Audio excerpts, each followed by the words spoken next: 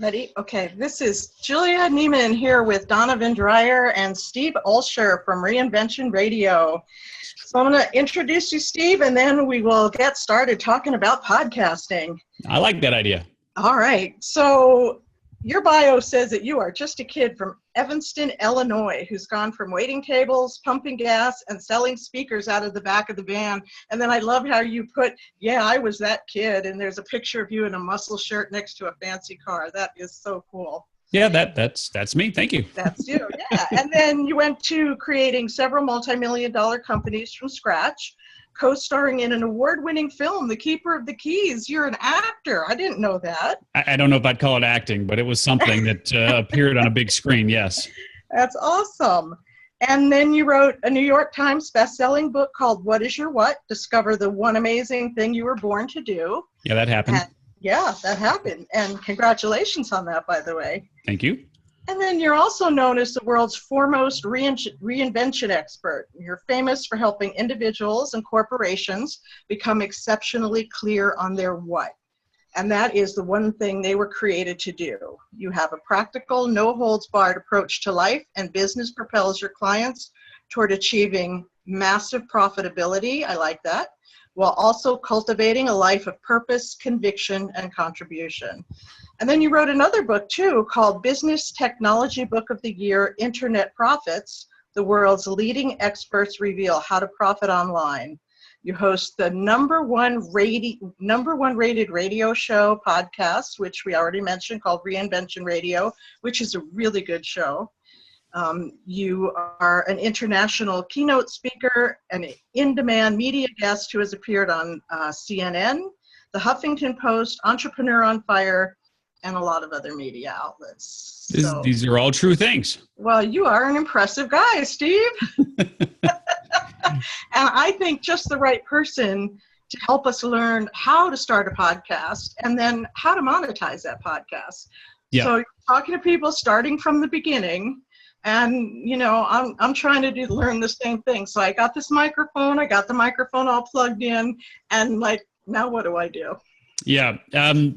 Talk into it and then say things that people want to hear and then put it out onto that interweb thing and see how that goes. That's awesome. Yeah. No, I mean, look, it really does start, I think, with the core question of what is your what? You know, what is that one thing that you were really meant and made to do? And once you've got clarity around how you're naturally wired to excel, and you understand the people that you're most compelled to serve, I really do think that's when you're in a position to start figuring out the content that you can create, because you understand who the people are that need to hear your message and what they need to hear.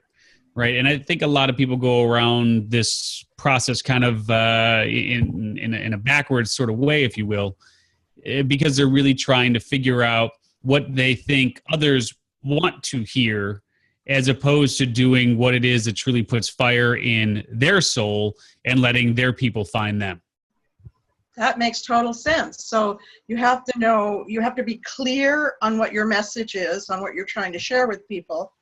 And then you bring your passion to it. And that's what we're all about is, you know, monetizing your passion.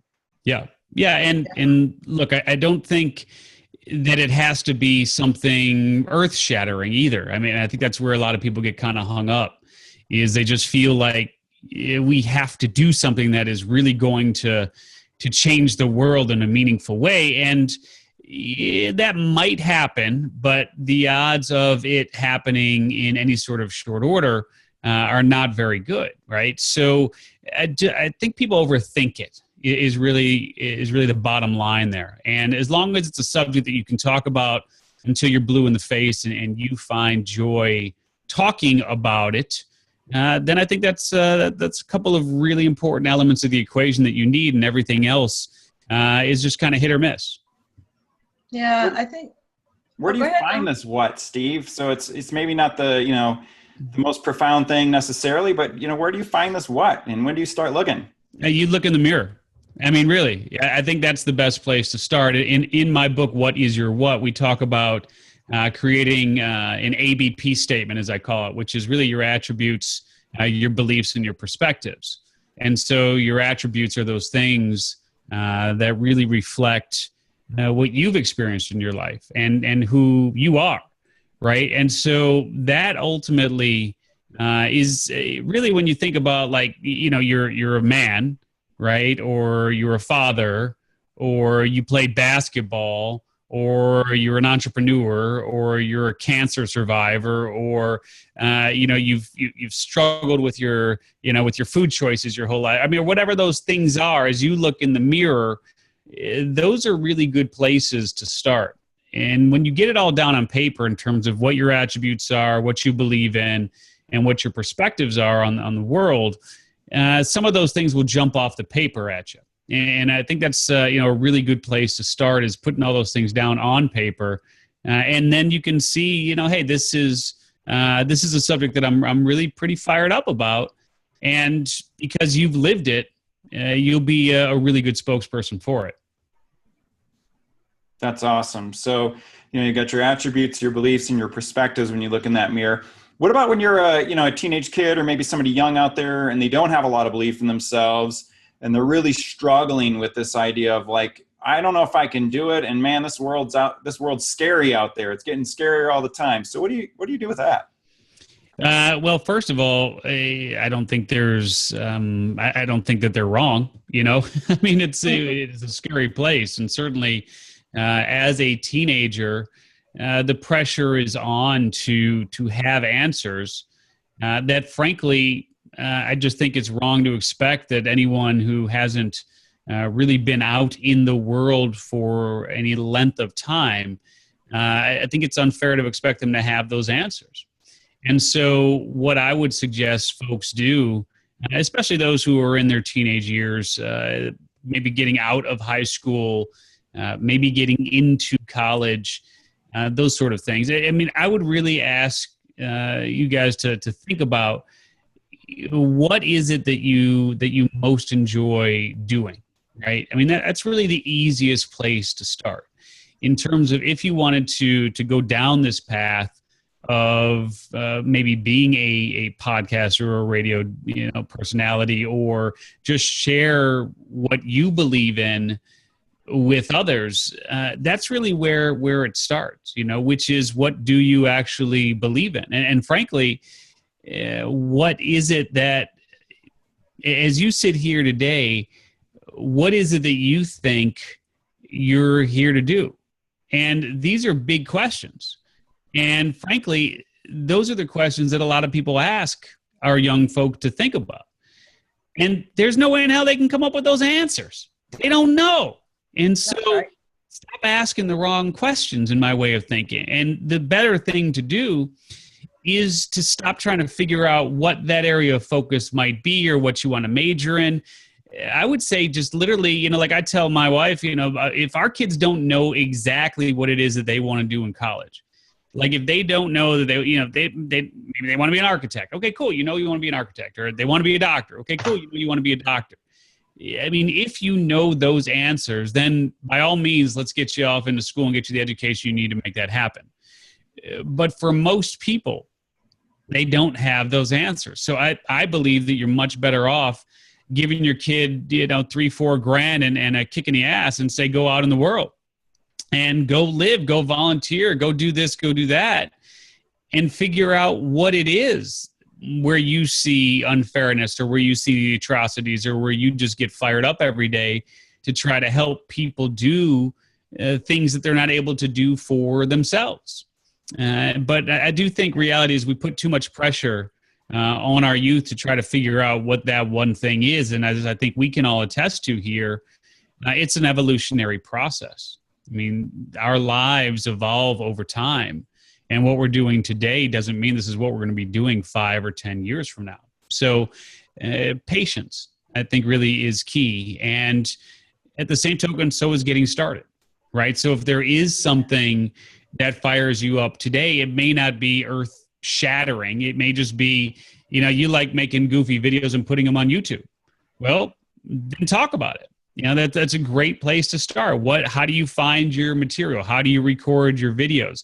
Talk to other people who record videos. How do you market your your videos? How do you promote what it is that you're doing? How do you come up with ideas? What equipment are you using, right? I mean, all these things that we take for granted because we do them are all great places to start teaching others.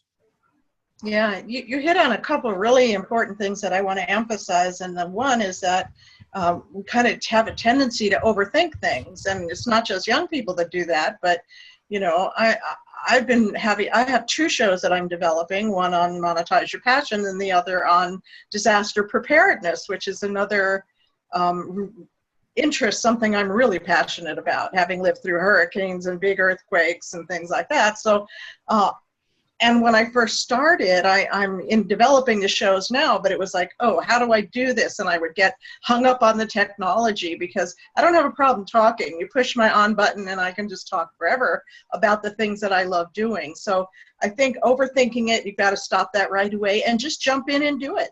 Do some practice things. You can record on Zoom, you can record on Skype, you can record on your phone, you can do Facebook Live. Just get out there and start doing it. And the more you do it, the more comfortable you become with it. Yeah, right? For sure. Yep. And then you get a big award-winning show like yours. But I think that's important. And I think, Donovan and I are both in alignment with what you said about kids not having those answers and needing the time. This is the time when you're young and you're just coming out of high school. It's like, start exploring the world. Start figuring out who you are. College is really not as important as it used to be, to my way of thinking, because it just doesn't prepare you for the new world. We're still preparing kids for jobs that don't exist or that are going away soon. So what's the point in that? Right. I like to ask kids, what do you want to do before you grow up? So when you talk about how do you find what it is you enjoy, what's fun for you, and keep it low pressure and low key, it is an evolutionary process. We might have kids do 4 to 5 different careers over the course of a lifetime. So Steve, fill in the gap a little bit for us. How do you fill in this gap of, hey, I enjoy this, and then I've got this, best-selling book, great podcast, or whatever. Where do we go from enjoying something and just looking in the mirror and saying that'll be fun to the rest of the steps? Yeah, and so, I mean, if we go back far enough, it all really started with the love for music. And so I played drums for a number of years. I DJ'd in a number of clubs, which led to opening up my own nightclub when I was very, very young. So that actually started around 19 when I opened up a non-alcoholic club way back in the day. And that led to a number of different things over the years, from catalogs and .coms and real estate and so on.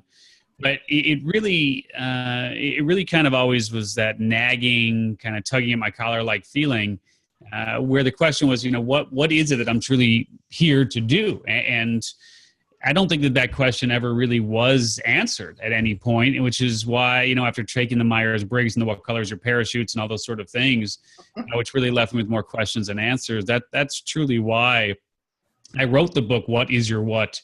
Discover the One Amazing Thing You Were Born to Do. Because I needed that answer myself. And I think really what I've become very clear on is that we are naturally wired to excel in very specific ways. And there are people who we are most compelled to serve. But the vehicle that we use to share that gift, it can definitely change over time. And so for me, that's really what the work has become focused on, which is just understanding that life in the middle of having all of those answers is where most of us live. And so it's embracing that life in the middle, really, which I think is crucial to finding comfort and peace and fulfillment, because I think that the frustration that so many feel, especially so many young people feel, is that they're supposed to be at a specific place at a specific time. And so that frustration can lead to a downward spiral that sometimes does not end well. And so, I really do think that we have to step back and figure out how to give our young folk permission to really just live sort of in that abyss of the unknown. and just recognize that that is par for the course. And for me, I'm still searching for it. And here I am at, 47, going on 48. And I think that, for the majority of the people who walk this planet, they won't ever really get to what that answer is, but they can still find fulfillment along the way. Because that's why you have a rock star on a stage with 100,000 people in the audience. Because that's just how it is. The majority of us will go through these lives, not of quiet desperation, but of fulfillment that just don't put us on the stage in the middle of a stadium with 100,000 people applauding. We do our thing. We raise good families. We have our fun. We have our trials. We have our tribulations. But don't think for a second that a glamorous, quote unquote, glamorous career is the end all be all solution either. Because all you got to do is look at folks who have ended their lives early, who apparently had it all. So let's not get caught up in running anybody else's race. Yeah, I think that's really good advice. Having it all is not necessarily what it's cracked up to be. And I actually know some rock stars. I know one who's was a fairly famous heavy metal star, and he had it all, and now he's 60-something, and he's like, I don't know why I lived that life. It wasn't all that fulfilling. It was a lot of work, people out there screaming at you and throwing things at you on stage. And he goes, that was a trip while you were on stage, but afterwards it just left you feeling kind of empty and exhausted, so. Yeah. So let's talk about actually building a podcast, because there's amazing things can come out of just having fun online. Like you look at Justin Bieber. I mean, this is like, okay. Do I have to? I'm not going to say anything more than that about him other than. No, he's very cute. I like looking at him, actually. Oh, I can't stand him, but that's beside the point. At 14 years old, he got on YouTube and he started just fooling around with singing and doing whatever, and it went viral. And the next thing you know, he had a contract with a recording company. I mean, that's how these things happen, and they don't happen for everybody, but there's always that potential out there. If you just and he was an introverted kid, and this was his way of like coming out. And I think the internet and podcasting is really good for introverted people because it's just you and the microphone. Sure. And you can really you don't have to turn on the video like we are now either. I mean, you can literally just do it as audio for sure. Exactly. So I think it's really good for that. So, okay, so we have the microphone, we have our little pop filter to go over the microphone. We've learned how to plug it into the computer. I've gotten that far. I'm using Audacity, which is free because I don't have a lot of money to spend on this. So I'm using Audacity and I'm learning how to edit, and I'm getting ready to release this podcast. So, and actually it's going to be on terrestrial radio. I've got a couple of stations that I'm helping create programming for. Nice. They're local community stations. So it's really going to be on terrestrial radio, and I'm going to podcast it as well. Awesome. So I'm starting out. I got this show. I'm going to put them on the air. What's next? I mean, how do you build an audience? Where do you go from there? So you're working on building an audience. How big an audience do you have to get before you can ask for sponsorship? I mean, give us 1, 2, 3 on how to really become a podcaster. Yeah. So there's a number of different answers in those few questions. So, I mean, first and foremost, from a technology standpoint, I mean, you're certainly doing all of the right things. And frankly, a lot of people they wonder, what do I need to actually get started in this medium? And the honest truth, the honest answer is you really only need to have a message, a microphone, and a mouth. And as long as you've got those 3 M's, I mean, I think you're good to go, right? And reality is this can be your microphone. I mean, you don't have to have crazy fancy equipment either. You can use your phone, right? But at the same token, you can pick up a decent USB mic for $70, something like that. You can pick some up that are even less expensive. And frankly, you can use the earbuds that come with your phone for now. which, is certainly every bit as good as it needs to be out of the gate. So yeah, I mean, we're not going to get into, we're not going to get too technical here on how to do this, that, or the other, but just know that there are built-in programs like GarageBand that come on a Mac, or if you're on a Windows machine PC, you can get Audacity, and literally just hit record, plug in your mic, and away you go. So it doesn't take much to create the audio file. And today it's so much easier than it ever was, right? I mean, today, like I said, it is literally as simple as using the equipment that you've got there literally on your machine right now. So once you have an MP3 file, and there's all you have to do is that's where our good friend Google and YouTube comes in. I mean, just simply Google, how to edit or how to upload a podcast or those sort of things. You're going to find plenty of training around that. But just know that you're going to need to have a host that holds your file somewhere. People talk about, well, I can just put it on iTunes, or I can just put it on Stitcher or SoundCloud or something of that nature.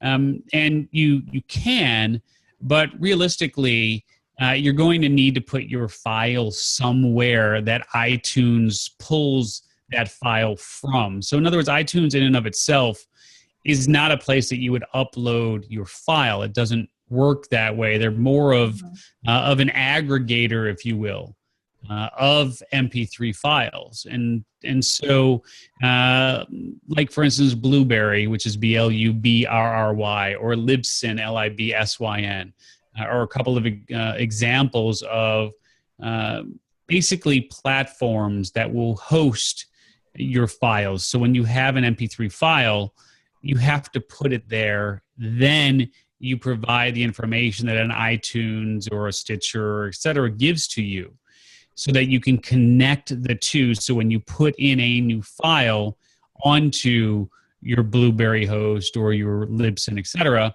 iTunes then basically is able to grab that feed, and that's how the general public is able to get it, right? And so it's not nearly as difficult as perhaps I'm making it sound, and it's not really it's not really expensive. Actually, at reinventionradio.com/blueberry, Blubrry, we've got a pretty good deal there for folks who need a host for their show, so you can check that out as well. But reality is, once you have a show available to the public, it doesn't mean anybody's going to listen to it. I mean, that's the reality. And so what do you do? And honestly, the first thing that you do is you start with those who you already know. I mean, that's the simplest way to go about it, is you start with your friends, and you start with your family, and you start with your Snapchat friends, or as I like to tease my kids, you start with your friends on Snapagram and the Instachats, and those sort of things. And, and you let them know about what it is that you're doing. And because for the most part, when you create a show, you're really creating something that you want to listen to yourself, right? And so if you're not creating a show that you would actually listen to, then you're probably not creating the right show, right? So if you're a 19-year-old and you're creating a show about your college experience, which frankly would be a really good show. I mean, I think you'd have a lot of people who would tune into that. But if you just literally every day you just recorded something about your college experience, who do you think is going to be the most likely listener to that? Well, other 19-year-olds, right? Other 18-year-olds, whoever else is in school that is living that college experience like you are. And so that's a great way to start getting some momentum, is start sharing it with your ideal audience, which frankly is probably your peer group. And just ask them to tune in, ask them to spread the word, and incentivize them to do so. And what does that mean? It doesn't mean you have to give them money. I mean, if you can pay them to listen, cool. If you can pay them to share, cool. But, most people can't do that. But you could incentivize them with something like having them appear on your show, right? I mean, that's a really easy way to do it. And of course, that doesn't cost you anything. If you create a movement around your show, My Life in College, or, whatever it is, and you create T-shirts or some sort of brand around that, if somebody shares the show with somebody, you could send them a shirt. It might cost you $15 or something like that. But if they share it with 100 friends, and that's the threshold that you need somebody to be at in order for you to give them a shirt, that might be a good way to do it. But as far as, monetization is concerned, it's not as difficult as you might think. And it doesn't take a huge audience. I mean, Julie, your question of, do we have to have a certain amount of listenership, or at what point can we start actually making money from this? And the answer to your question is, think about it this way. If you were a neurosurgeon and you were sharing best practices or current strategies of neurosurgeons, and the only people who are listening to that show are other neurosurgeons, do you think it takes 10,000 downloads for, Pfizer or a medical equipment company or an insurance? I mean, I don't know, somebody in the medical world to be interested in that? I mean, heck no, right? So yeah, that makes sense. So don't get caught up in the numbers, right? Because I mean, if you're a company that provides a specific tool for neurosurgeons, it costs $50,000 a pop, and you can get one of those listeners to buy that product, would you spend 10 grand to sponsor that show over the course of a year? Of course you would, all day long, right? So, and if you're a speaker, if you think about it from that standpoint in terms of, look, do I want to speak in front of a group of 1,000 people who may or may not have an interest in what I'm talking about, versus speaking in front of a group of 100 neurosurgeons, and that's my group, and they're likely clients of who I am and what I do. I mean, I'm gonna want that group of 100 long before I'm gonna want that group of 1,000, just because it's like the difference between shooting something with a shotgun and shooting something with a sniper rifle, right? I mean, it's like center of the bullseye, one shot, and that's the beautiful thing about this whole podcasting landscape, is that's what we're really aiming for, is the center of the bullseye. And that makes a lot of sense. And I know even from my own experience, my show's not on the air yet because I'm still working on it, but I talked to the woman that owns the hardware store. I live in a rural community, so I went in the hardware store and I said, hey, I'm creating a show on disaster preparedness, and I wondered if you would be interested in sponsoring that. And I gave her a small amount. And, I said, and I'll just, list you as a sponsor. It's a nonprofit radio, so I can't do commercials according to the FCC license. But I can certainly, give the name of the hardware store and thank them as being a sponsor of the show, and say where they're located and what their hours are. So she's like, yeah, I'm in. Sweet. So, and I do think that that's a big part of the whole monetization process, is just simply asking, right? Because, reality is, if you want to go out on a date with someone, if you don't ask, you're not going to get that date, right? So, I mean, it's the same kind of thing. And the worst that they can say is no, right? I mean, that's about the worst that's going to happen. So it's the same thing with monetization, is if you ask enough people, you're going to get some folks who are going to say yeah, and you're going to get a lot of people who are going to say no. But that's just the nature of the beast. Steve, how do you tighten up that message so that you go from shotgun approach and I like lots of stuff to a message that's more like that one-shot sniper hit the middle of the bullseye? So just clarify what your question is. Yeah, so my question is, how do you go from having a broad approach where I don't really know how to make my message clear to that message that will hit that center of the bullseye for somebody, like your neurosurgeon example? And so I think that is really a function of just taking things down to the nth degree.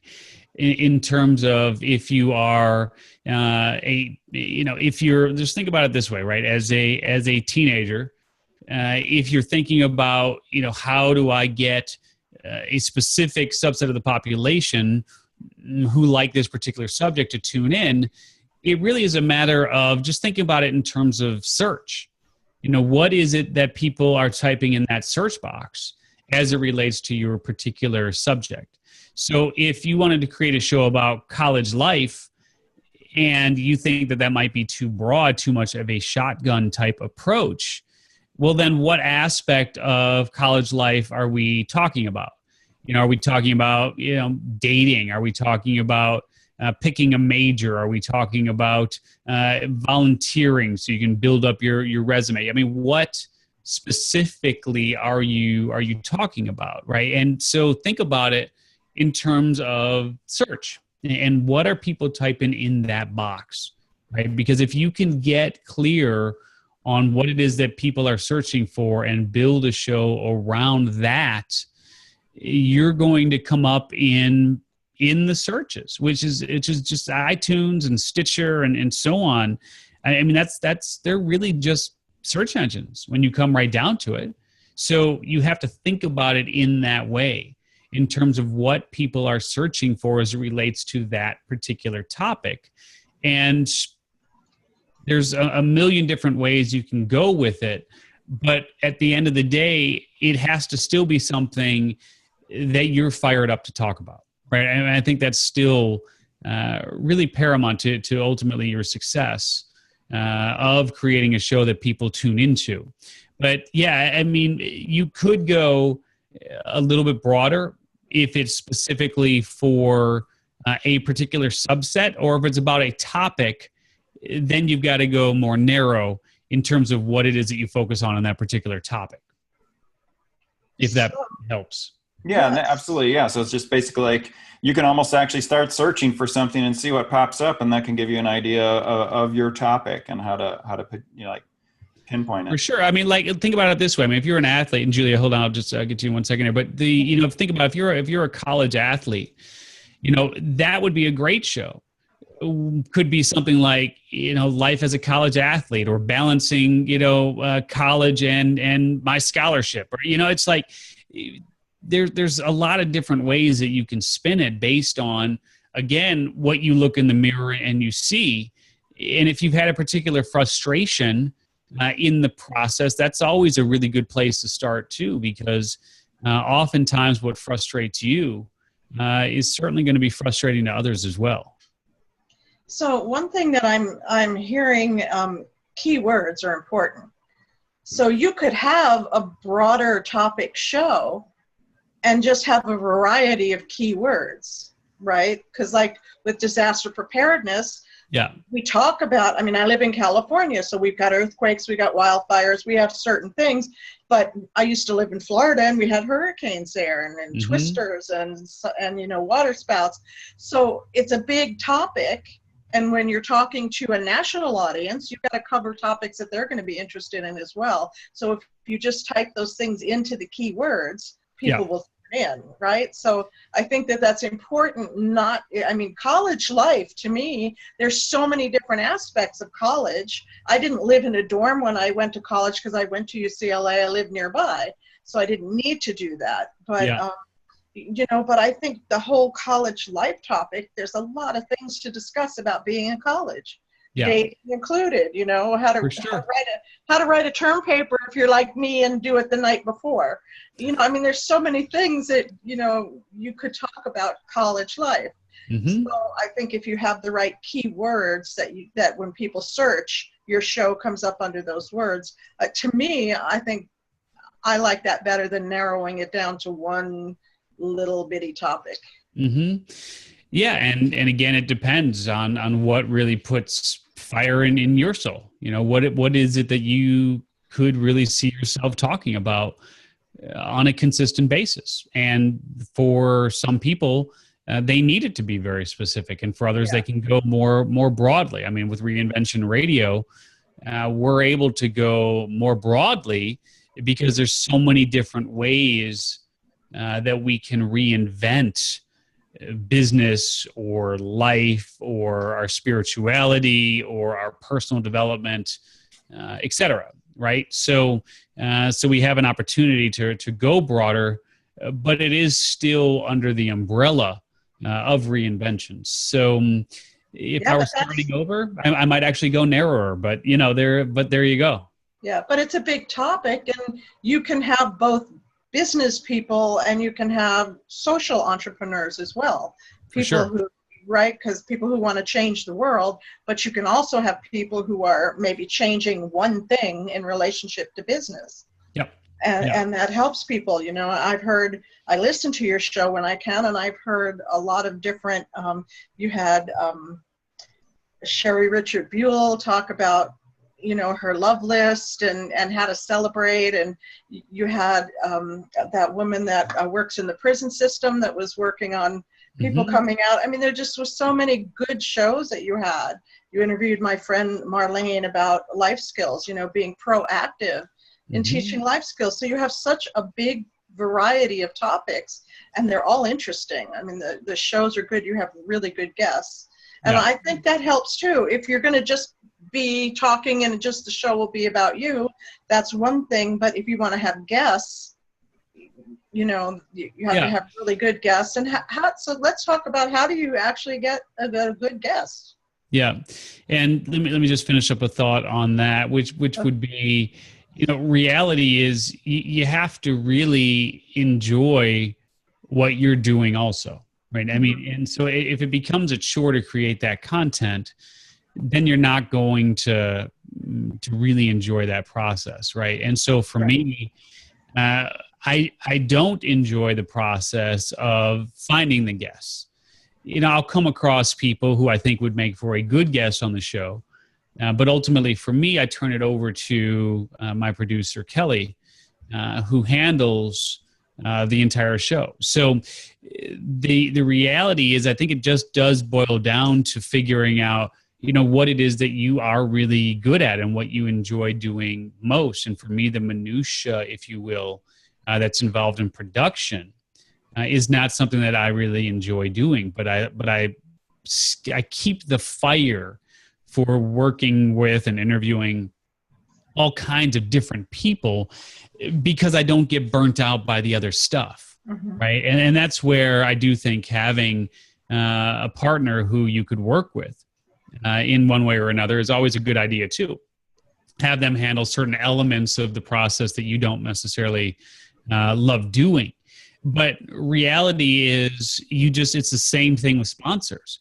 If you're doing this on your own and you're finding guests, you got to do your homework. I mean, you got to start looking for opportunities to, to bring people on who would be someone that you would enjoy talking to, right? And I think that's part of it as well. And that's why for so long I've been able to do this, because I really enjoy the process of meeting people and talking to people and trying to get to the bottom of who they are and really have them share things that they may not necessarily share on other media outlets.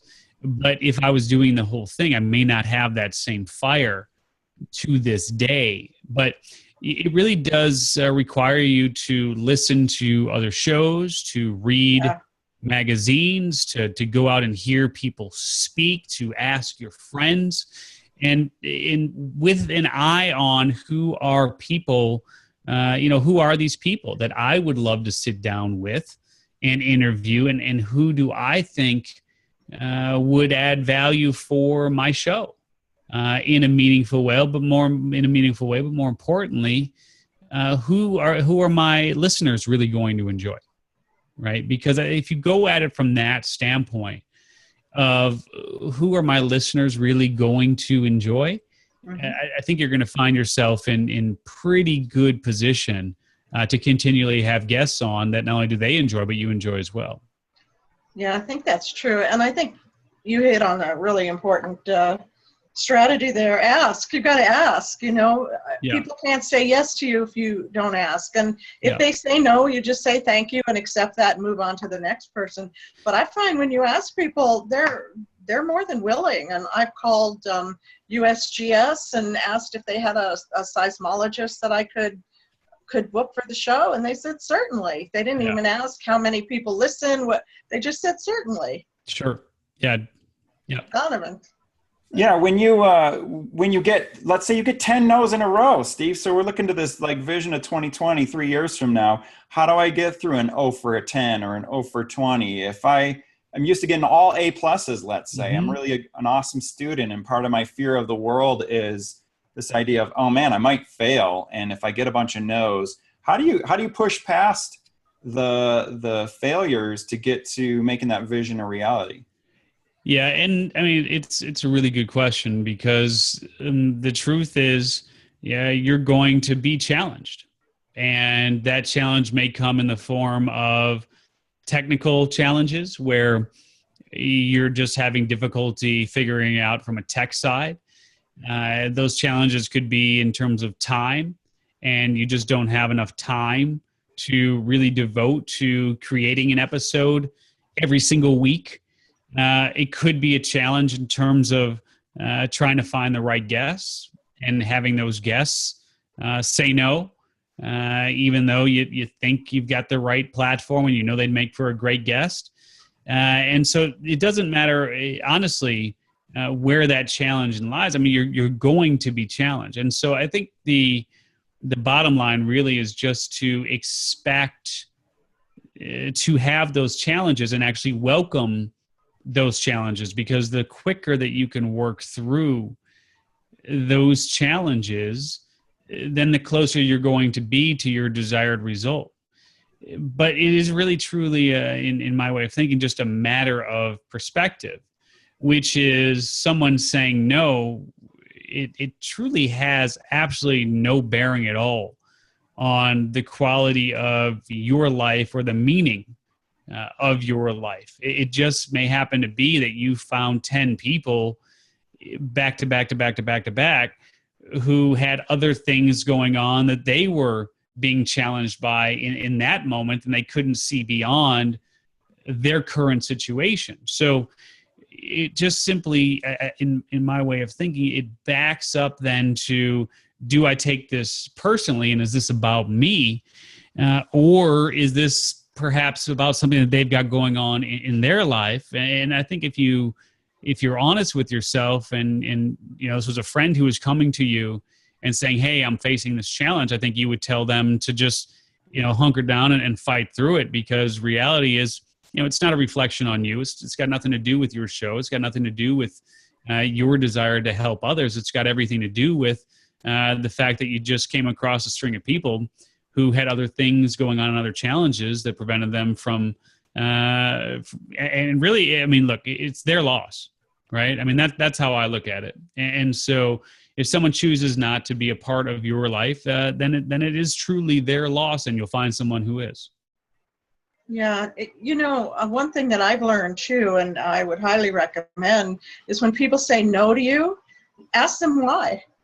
Mm-hmm. Just say, I really appreciate your consideration, and may I ask for your feedback? May I ask you why you said no? Mm-hmm. And sometimes it's as simple as, I'm really busy right now. I just don't have time in my schedule for this. Yeah, it's a dangerous question. And, you know, you have to be, and I wouldn't ask that question, with all due respect, I wouldn't ask that question unless you're able to really separate the message from the messenger. Right? Yeah, no, I agree with that. It's a scary thing. But on the other hand, feedback is so positive to help you grow. Yeah. And so I'm just able to I've learned to take criticism and not take it personally. Yeah, but that's a skill, and that's something you've been able to do over time. But it takes practice, so it's a good thing. It's a good thing to ask. Like I invited Simon Sinek to do this series with us, mm-hmm. and they wrote me back and they said, we really love what you're doing, and we can't. And then I said, may I ask why? And they said, oh, he's writing his book right now, and he just really needs a space not to do any interviews, but check back with us in several months. There you go. So, you know, because I asked, then I got that check back with us in several months. It's not like, no, we never want to do this, we hate you, and we don't like what you're doing, but we're just really busy, come back another time. Yeah, it's just a no for now. Exactly. So I think if you can get past taking criticism personally and just look at it as really good feedback, you never know what doors are going to open. Yeah. And Yeah. now when I go back in the future and invite him, I can say, I know you were busy writing your book, and, you know, hopefully you have a space now to do this. So Yeah. Yeah. Perfect. Donovan, did you have something you wanted to add? Yeah, you know, we want to respect your time, and you know, we're coming up on an hour here. But this reinvention of education is kind of one thing I'm excited about. And when you look at these, you know, facing the failure is one of the bigger things. And I know that that's how, you know, as I envision the future of education, we've got to help kids be more willing to fail forward, and take that constructive criticism. What do you see in terms of the value when people really struggle with that, or the other things they struggle with? Steve, talk to us about the value of investing in yourself by getting help, by getting support, by joining maybe a group, or you know, what is that value of finding support in the specific thing you're trying to do? Sure. And I mean, two things, right? So first and foremost, let's just go back to the discussion around failure. Which is, you know, my way in my way of thinking, there really is no such thing as failure. Failure is just one of those terms of ignorance that weak-minded people like to throw out at those who dare to soar in an attempt to bring them down, right? I mean, I think that's really what we're talking about. And so failure, to me, is really just all about having the right perspective on what transpires. And so perhaps what may be helpful for you is to think about failure in the way that I think about failure, which is it's not failure in the typical definition, but is truly success with an unintended ending, right? I mean, that's just kind of what it all boils down to. That's great. And so, you know, look, the God's honest truth is we could have a conversation till the cows come home about the education system and what's wrong with it, what's right with it, and so on and so forth. But you know, I think what we really need to think about as we move forward, and certainly for our youth who are exploring their educational options, and even if they need a more formal education, you know, what I would really ask folks to think about is, with the way that our society is moving in the rapid pace that it is moving right now, do some of the old ways of schooling and the old ways of thinking, are those still relevant? And I think what you'll find is that the majority of the time you're going to ask that question, the answer is no. And so I do think it's a matter of understanding where the future is going, where the future will be, and getting the skills that you need to really thrive in that environment. And so be honest with yourself, you know, about why you're doing something. And if the education is being pursued because you want to have that piece of paper that you think is going to help create a career for you, then you may have to re-examine that thinking, because reality, as I see it today, is if you're not in either the science or the technology or the engineering or the mathematics worlds, you're going to have a tough time finding a job that will not be replaced by something artificial that can do that job for you and do it even better than it's being done right now by a human being. So now more than ever, I think that we are in the idea revolution, and I would focus on ideas and bringing those ideas to fruition much more so than I would focus on bringing a piece of paper to your wall. I totally agree with that. I totally agree. And, you know, I read recently that automation is going to make 80% of the blue collar jobs that are still left disappear. For sure. Within the next decade. For and, sure. You know, and we're coming full circle to back to when this country was built by entrepreneurs. You know, we had the blacksmith, and you had the guy that owned the the food store, and you had the farmers, and everybody did a job, and you either bartered for things or you paid for things, but everybody was an entrepreneur and worked for themselves. And I think that we're coming full circle back to that, because jobs are disappearing. And then, like you said, unless you're an engineer is the number one skill going forward that people are going to need to have. Yeah. You have to, so if you don't want to be an engineer, then the idea is to create your own. And there's enough wealth. People go, well, if everybody's an entrepreneur, how is anybody going to make any money? But it's been done. We did it before the Industrial Revolution. Everybody was an entrepreneur for the most part. It wasn't until the Industrial Revolution came along that this whole thing of corporations happened and working for these big corporations, right? Yep. So I think that's important. And I think podcasting, there's enough room for everybody with an idea. There's enough room for everybody that has a voice or that wants to have a voice. And just my recommendation would be to just do it. Yep.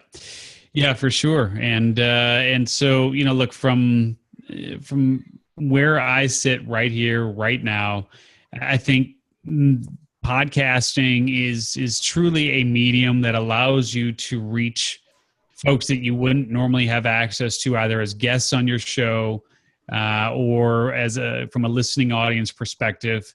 And as the CarPlay becomes more of a standard feature with Wi-Fi, hitting the dashboard and so on, in 250 million odd cars that are rolling off the assembly line in the next 5 years. I think we're really still in very much the embryonic stages of this as a medium. But at the end of the day, it is truly a question of why are you doing it, if this is in fact a path that you choose to go down. And as long as you're clear on why you're choosing to pursue this medium, and you understand what your goals and your objectives are for investing the time, energy, and resources that it takes to get into this arena, then I think you're going to find yourself in a pretty decent position of creating a show that not only adds value, of course, for your audience, but is truly fulfilling for you. Yeah, that's a good point. And I wish that we had hit on this earlier so we could spend more time on it. But, why are you doing it is important. Like, I know for me, the Monetize Your Passion show, it's an enhancement to the program. Yeah. So it allows me to reach out there and inform other people about this. And, to me, it's important to get this mission of ending youth unemployment out in the world. And the podcast is going to help me do that. Yeah. Not to make money. It's not. Yep. It's not as a business, it's an enhancement for something. The disaster preparedness show, on the other hand, is just something I love doing, and I think people need to really focus on that. And so that's it for me. That's just pure joy. Yeah. Yeah. And so, folks want to check out what we're doing with Reinvention Radio.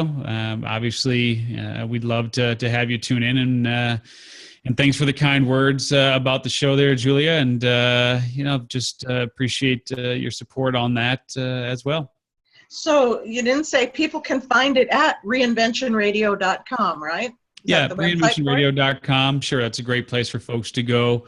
And, people do, if you guys want a free copy of my New York Times bestselling book, What Is Your What? Discover the One Amazing Thing You're Born to Do.